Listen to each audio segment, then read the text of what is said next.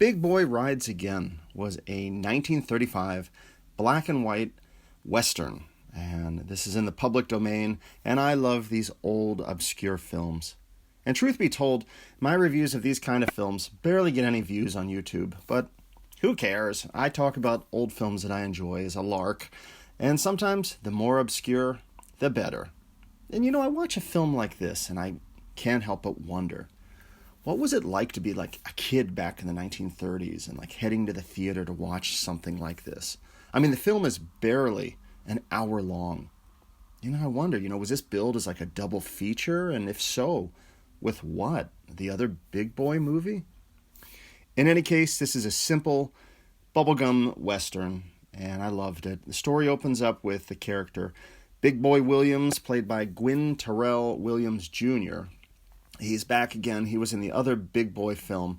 And, seeing him again in this film, I can't help but think that he resembles a cross between former President George W. Bush and actor David Keith. Actually, more so David Keith. Curiously enough, just the other night, I rewatched the Ben Afleck Daredevil movie. It was on Amazon Prime. And, I should know better. Because every time I talk about, oh, hey, I watched something on Prime, it's usually not a very good movie. And, well, as bad as the Daredevil film was, David Keith is in the film briefly. He plays the character, the Battlin Jack Murdock, who was, Daredevil's father at the beginning of the film. He's the boxer.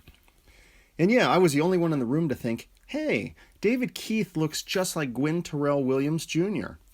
Because, frankly, no one would have any idea what I was talking about. But anyhow, back to the film. Big Boy Williams, he's just won this rodeo contest, and he has some cash winnings. And he heads home at the urgent request of his father. And it turns out that at some point his dad is poisoned by his Chinese servant. He's given him some food that was actually poisoned.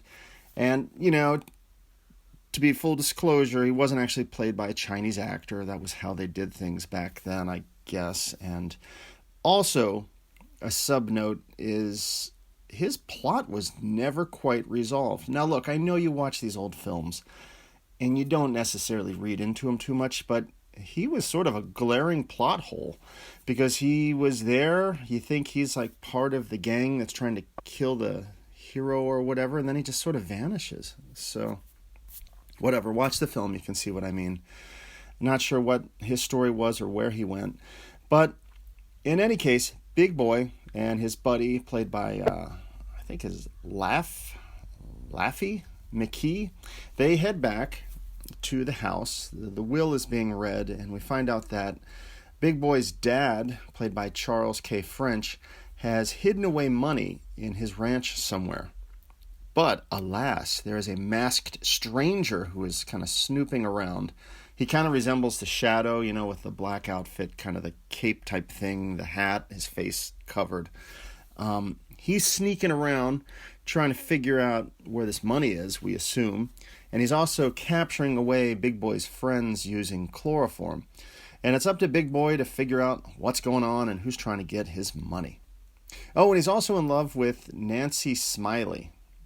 I love the names in these old films. Nancy Smiley, played by Constance Bergen. And, it's really amazing to me how much they can put into a 1-hour film back in the day. This film, I think, clocked at like 57 minutes.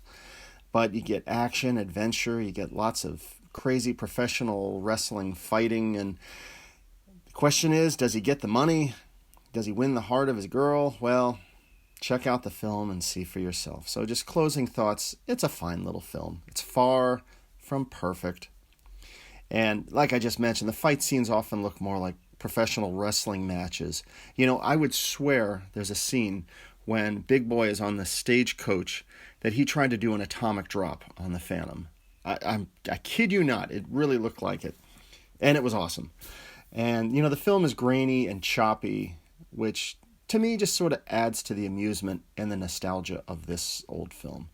So if you're looking for just some old, fun, bubblegum Western, go and check this one out.